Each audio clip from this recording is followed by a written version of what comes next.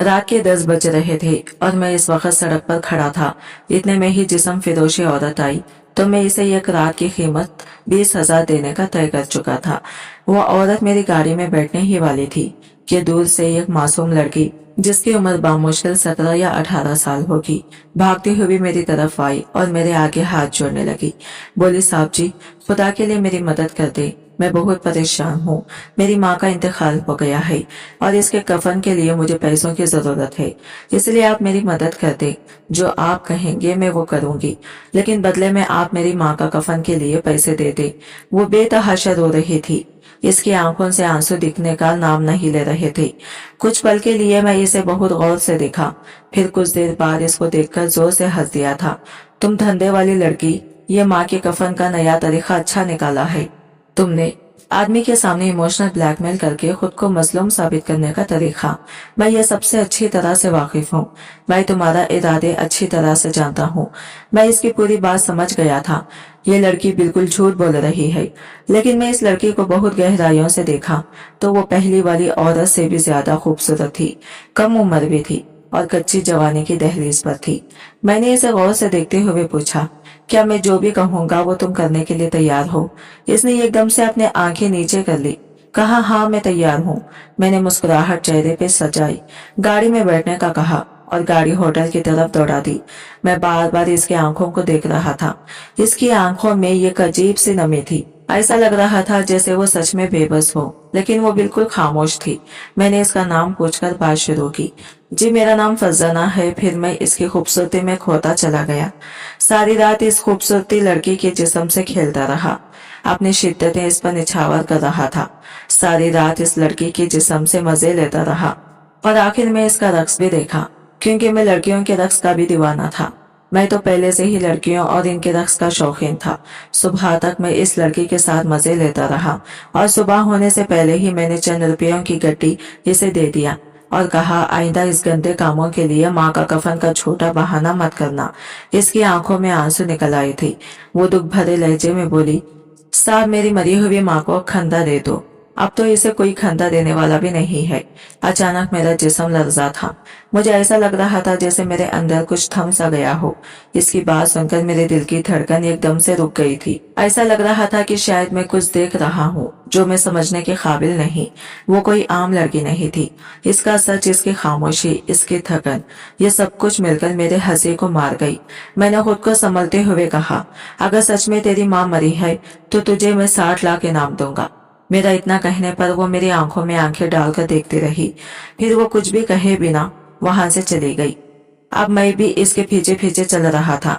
मुझे इस वक्त मजाक सोच रहा था जिसमें कोई फिल्म देख रहा हूँ। ये किसके खेल में शरीक हूँ जिसमें फिल्म के आखिर में सभी हंस पड़ते हैं। मगर मेरा दिल ये मानने को तैयार नहीं था। ये कोई खेल है या फिर कोई फिल्म है। ये कोई खेल नहीं, ये कोई कर्म है।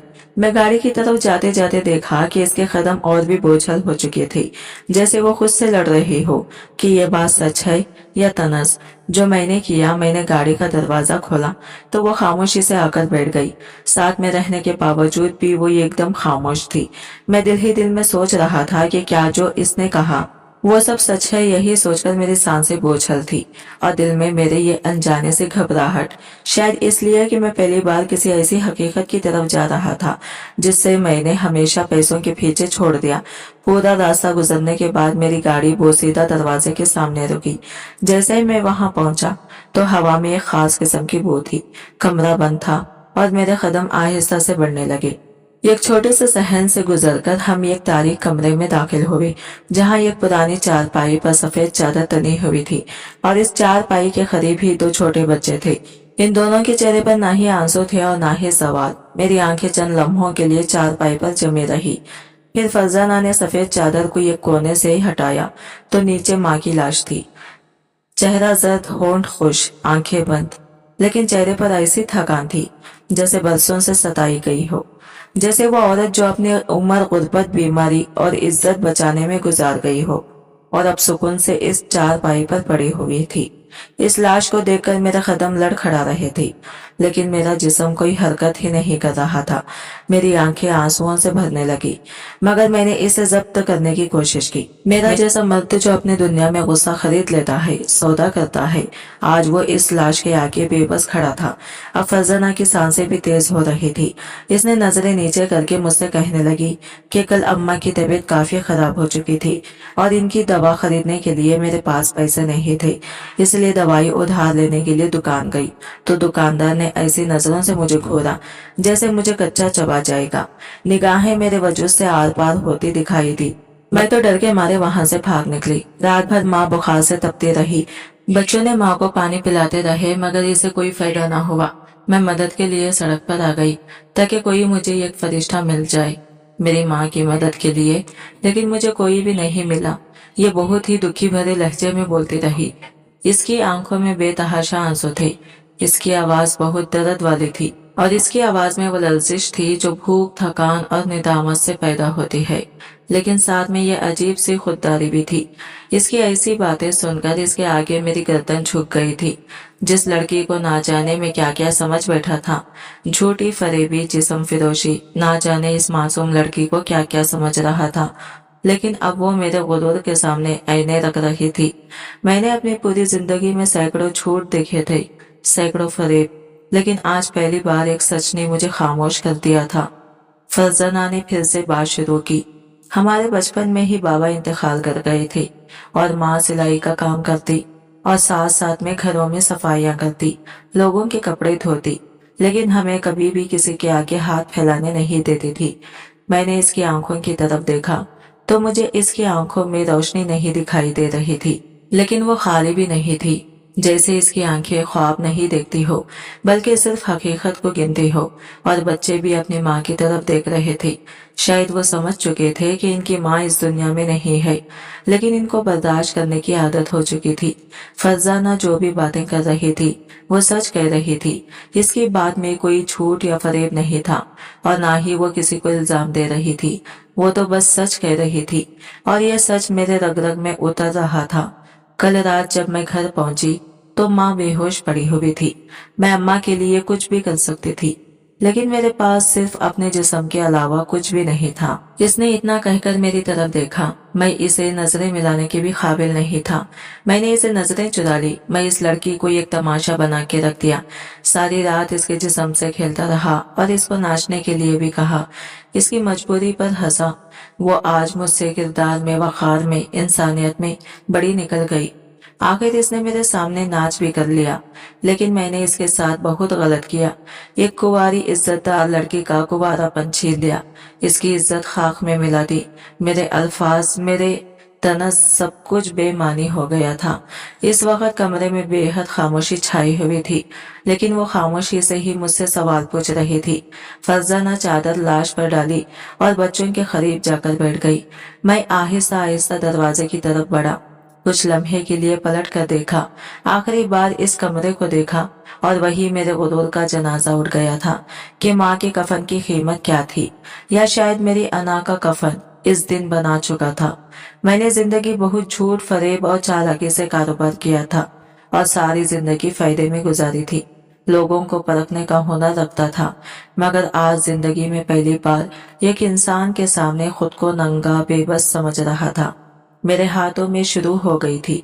मेरे जैसे ही मर्द हमेशा बड़े बोल लेते हैं, मगर दिल पर जब चोट लगती है तो अल्फाज दगा दे जाते हैं।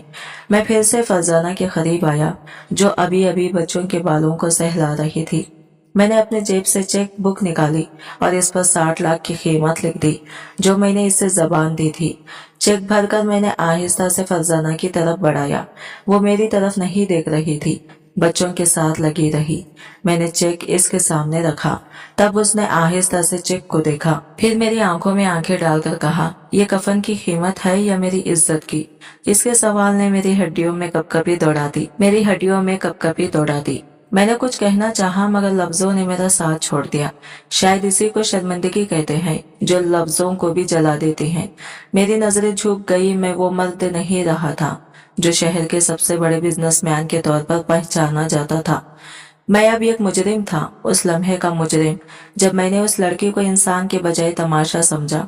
फरजाना ने चेक उठाया, उसे देखा, फिर आहिस्ता से बच्चों की तरफ बढ़ा दिया। ये तुम्हारे अब्बू के लिए है, उसने कहा। बच्चों ने चेक को नहीं समझा, वो तो अब भी अपनी माँ के जिस्म को देख रहे थे जैसे कोई मोजिजा हो। अब भी अपनी माँ के जिस्म को देख रहे थे जैसे कोई मोजिजा हो जाए। मैं कमरे के कोने में पड़ी पुरानी कुर्सी पर बैठ गया। कुछ लम्हों के लिए मैं अपने आप से, अपनी पिछली जिंदगी से, हर इस फैसले से जो पैसे की बुनियाद पर किया, उन सबसे शर्मिंदा हो चुका था। मेरे सामने एक लड़की थी जो फाखों में पली, मेहनत की सच बोली, और जब कोई रास्ता ना रहा तब भी झुकी नहीं, नाचने पर आमदा हुई। मगर अपनी शर्तों पर उसके वजूद में ये कैसा गुरूर था जो मेरी सारी दौलत से कीमती था। मैंने बचपन से सीखा था कि इज्जत दौलत से आती है। आज मालूम हुआ, इज्जत उस लम्हे जन्म लेती है जब इंसान अपनी बेबसी में भी झुकता नहीं, खुद को बेचता नहीं। फरजाना ने कुछ देर बाद खामोशी से बच्चों को उठाया, उन्हें गले से लगाया। माँ के कफन का बंदोबस्त होना था, तदफीन के लिए मोहल्ले के किसी शख्स को बुलाना था, लेकिन वो किसी से मदद नहीं मांग रही थी, ना मुझसे ना बाहर की दुनिया से। वो खुद ही सब कुछ करना चाह रही थी। मैंने आहिस्ता से कहा, इमाम साहब को बुलाया जाए। इसने सर हिलाया। पास की मस्जिद में जाते हैं, इमाम साहब नेक हैं, माँ को जानते थे। मैं मस्जिद गया और मौलवी साहब को जनाजे की इतला दी। मेरी आवाज भरी हुई थी। इमाम साहब ने बताया कि वो नमाज अदा करके आ रहे हैं। मैं उन्हें अलविदा कहकर भारी कदमों के डांत वापस आ गया। कमरे का मंजर बेहद तकलीफदा था। फरजाना ने माँ के कदमों के पास बैठकर आहिस्ता से दुआ पढ़नी शुरू की हुई थी। इसकी जबान में लर्जिश थी, लेकिन लफ्ज ठीक थे, जैसे वो माँ को आखिरी बार अलविदा कह रही हो। इस लम्हे मैंने महसूस किया कि कुछ लोग हमारे अकायद, हमारी जबान, हमारी तहजीब, हमारी तालीम से भी बड़े होते हैं। वो अपने किरदार से जिंदगी का दुरुस्त देते हैं। कमरे के बाहर अंधेरी गली खामोश थी, मगर अंदर के हर सांस की आवाज अब बुलंद लग रही थी। बच्चों की सुसक्कियां, फरजाना की दुआएं, और मेरे अंदर का वो शोर जो रुकने का नाम नहीं ले रहा था। इमाम साहब आ चुके थे, एक नूरानी चेहरा, सादा लिबास, और नजर में वो मेहरबानी जो अल्फाज से नहीं किरदार से मिलती है। वो लाश के करीब आए, सर पर हाथ रखा और आहिस्ता से सूरत यासीन की तिलावत शुरू कर दी। मेरे लिए ये सब नया था। मैं जनाजों में सिर्फ रस्मी तौर पर शरीक हुआ था, इनकी गहराई नहीं देखी थी, मगर आज मैं हर लफ्ज, हर हरकत को महसूस कर रहा था, जैसे मैं एक लाश के सामने नहीं, अपने नफिस के कफन में लपेटा हुआ खड़ा हूँ। थोड़ी देर बाद चंद पड़ोसी भी आ गए। खामोशी से जनाजे की तैयारी शुरू हुई। कोई हाले आया, कोई पानी, कोई सफेद, कोई कपड़ा, सब कुछ इतने सादगी से हो रहा था जैसे जिंदगी का सारा बोझ आखिरी लम्हे में बेवजन हो जाता है। जब लाश को उठाया गया तो फरजाना ने आखिरी बार माँ के चेहरे को देखा। इसकी आंखें बरसने को थी, मगर वो जब्त किए खड़ी रही। इसने माँ की पेशानी को चूमा और सर झुका लिया। मैं पहली बार जिंदगी में किसी लाश को खंदा देने आगे बढ़ा। इमाम साहब ने पूछा, रिश्ते? मेरे होठों पर कुछ न आया। लम्हे भर को सोचा, झूठ बोल दो, कोई नाम रख दो, मगर फिर दिल से एक आवाज निकली, इंसानियत। इमाम साहब ने खामोशी से सर हिलाया और मैं खंदे के नीचे हाथ रखकर इस लाश को उठाने लगा। पहली बार किसी बोझ को दिल से उठाया। आसमान पर हल्की बूंद आबादी शुरू हो गई थी। जमीन गीली हो रही थी, लेकिन मेरे अंदर कुछ टहल रहा था, गुरूर, तकब्बुर, तनस, और वो फासला जो मैंने खुद अपने और सच्चाई के दरमियान खड़ा किया था। और फिर हम जनाजे के साथ निकल पड़े, खामोशी से, बोझ के साथ, सच की राह पर, इस औरत को दफन करने जिसकी बेटी ने मेरे वजूद को दफन कर दिया था। हम खामोशी से गलियों से गुजर रहे थे। जनाजा हमारे कंधों पर था, मगर असल बोझ मेरे सीने पर था। मस्जिद करीब थी।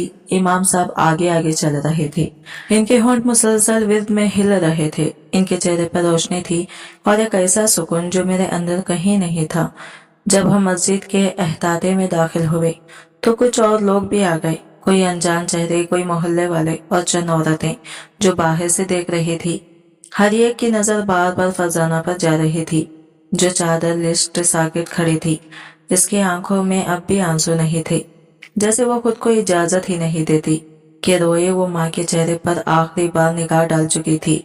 और अब इसका वजूद सिर्फ एक फर्ज की अदायगी बन चुका था। नमाज जनाजा पढ़ाई गई, मैं सबके साथ खड़ा था, मगर मेरे दिल में जो दुआ थी वो जबान पर नहीं आ रही थी।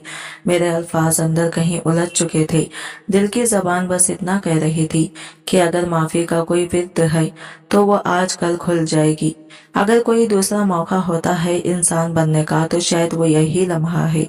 जब खबर की तरफ रवानगी हुई, मैंने दोबारा खंदा दिया। बच्ची जमीन, थोड़ी सी बारिश और वो खामोशी जिसमें सिर्फ कदमों की छाप सुनाई देती थी।